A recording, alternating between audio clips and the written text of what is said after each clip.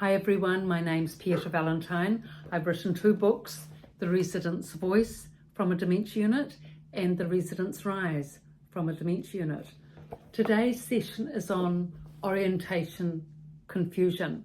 Now, there's many reasons for confusion for residents in dementia units. It could be dehydration, it could be urinary tract infection, it could be that they've just had a TIA, ischemic attack, or a CVA, cerebrovascular accident.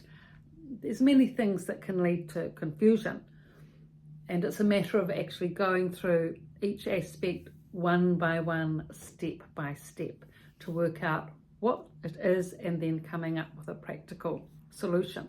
But today we're going to talk about the ever-present confusion from disorientation. Now, this happens especially when a person goes into a dementia facility. Disorientation and confusion from that disorientation is huge, because especially if that person has lived, in the same home, same neighbourhood most of their lives, they haven't travelled much or, gone to other countries or lived in other places, to be able to orientate to other places. Like, men from the military, for example, who are used to travelling and, going to war zones and being in barracks with other men and etc., they actually adapt to dementia facilities a lot better than a woman who has been in the same home for 50 years without any change, because they've learnt to adapt to different environments. And actually they enjoy that, that's been their work life. And other people that travel a lot, for their work, they have to adjust and adapt. So, but if not, if your mother, for example, has been in the same home since she was a child, she's inherited the family home, that it's going to be a massive adjustment. So she will have disorientation, no doubt, coming into the dementia unit, if that's the only other facility she's lived in since she's been a child. I mean, even if you didn't have dementia, you'd be disorientated, let alone having memory loss into the bargain and direction orientation loss. So, it's a big feat. So much support is needed, but it's still the same process. Orientating them to their rooms, for example, direction orientation is a really important thing, that they know how to find their rooms. And there's a whole video on that way back. If you scroll through the videos, you'll see that. It's called room orientation, for them to be able to find their room, putting the sign on the room, their name, the number, so that at least they're not distressed in terms of finding their room when they want to go to the bathroom. In terms of orientation to the unit itself, this is where you as a relative can play a huge part. It's all about discussion, explanation, observation, etc. So the best thing is to sit down with, say, your mother in the lounge where most of the activity goes on. If you sit in the kitchen, you can often then have a view of both lounges, the nurses' station, the coming and going of all the staff, so you can explain to your mother, the moving panorama before your eyes.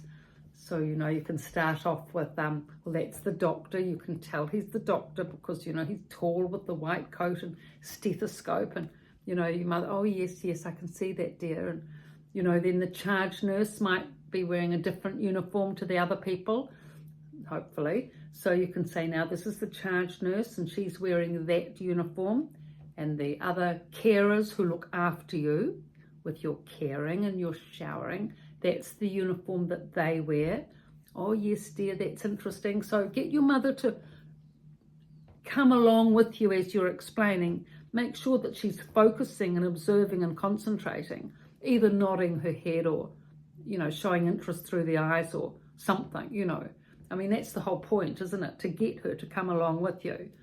And then, of course, you'll know the relatives coming and going. There might be a regular relative that comes along at the same time that you visit in the week, and maybe your mother's got to know them. She may even be the daughter of a friend of your mother's. Maybe she's made a friend by now. So just pointing out all these things showing your mother where you may even be sitting in the dining room where it's the kitchen, where the meals are served, but show her where her table is, that she has her meals at. Now, Mum, this is your table where you have your meals, all meals, your breakfast, lunch, dinner, you have at this table. So I'm just pointing this out to you so you can get some recognition of it. And you sit at the table with your 3 friends. By now you know the 3 ladies she sits with, and you say the names to your mother, and you may well know that one's an ex-nurse typically, one's an ex-teacher, and someone else is whatever else, their secretary. So you give the names, what they did.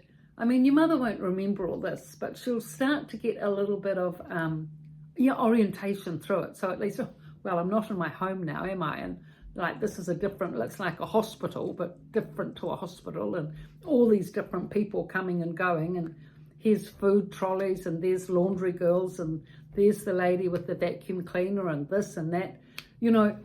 Get her engaged with it, because otherwise what happens is that people come in, and then as dementia residents, they just sit, eyes drooped, head dropped, or watching the TV, and they just don't tune in to everything else that's happening at the unit.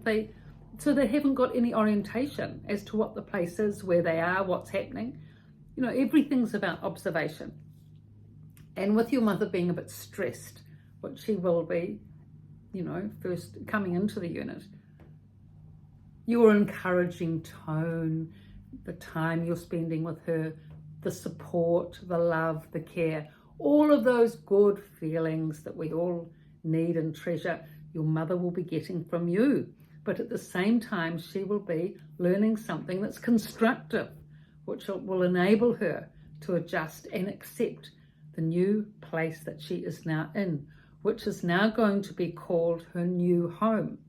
Her room, which has all her familiar, beautiful belongings in it, with the lovely bedspread and beautiful duvet and pillow and chair and paintings of the farm and sun coming in, and little flower garden outside. It's very attractive. Beautiful clean bathroom, which she doesn't have to worry about. There's a lady every day that cleans that. She's looked after very well, and explain about all the lovely meals she's getting. When she was living on her own, she wasn't eating very much, and she wasn't drinking very much. You weren't drinking very much, were you, Mum? No, well, I'd stopped eating a bit and drinking a bit. Yeah, well, that's right. And lots of problems came from that, not drinking and eating. You've lost a lot of weight. But since you've been in here, so orientate her to meals and food. Since you've been in here, you put on weight. You were tell her what she was, say 48 kilograms. Now she's 51. Oh, well, that must be good, I suppose. So, it's just orientating her to everything, the whole routine of the unit, when the newspaper reading's on, when the activities are on, the monthly schedule, which is behind the door, what she's having for lunch today, what she's having for dinner today. Get out the menu, go through that. So many things you can go through with your mother to orientate her. And this will all help settle the confusion.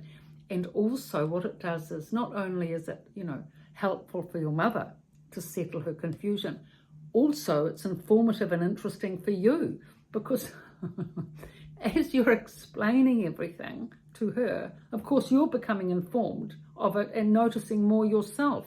Like, normally you wouldn't probably read the menu thoroughly, but now you are reading the menu thoroughly. You're thinking, oh, that's quite good food. Or maybe I'll come to that meal and sit with Mum Sunday lunch when they're having a roast and get to know all the other ladies and all the rest of it. So there's always more engagement. The more interest we take, the more engagement, the more community feeling and all that responsiveness comes in. And, that's how communities develop and are made and come to life, which now you are all becoming a part of. So this is how to help the confusion, direction, orientation, confusion that your mother may well experience, either when she enters the unit and or at times while she's in the unit. So please pass this information on, the links on, to others that may be interested, going through similar things. Thank you for your views, likes, everything. Thank you.